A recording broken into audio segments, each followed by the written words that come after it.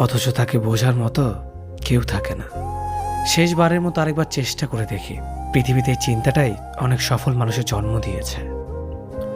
অভাব আর অভিযোগ এমন একটা জিনিস যা অন্যের কাছে না বলাটাই ভালো। কারো কাছে অসহ্য হয়ে ওঠার থেকে হারিয়ে যাওয়া অনেক ভালো।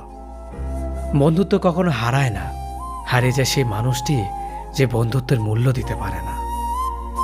মন খারাপ হতে বড় কোনো কারণ লাগে না, ছোট্ট একটা কারণই যথেষ্ট।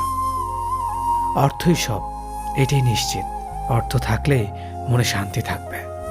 মানুষ পরিস্থিতির কাছে সবসময় অসহায়।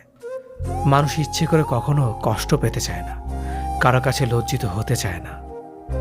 কিন্তু ভালোবাসলে কষ্ট পেতে হবে যেন মানুষ ভালোবাসতে ভালোবাসে।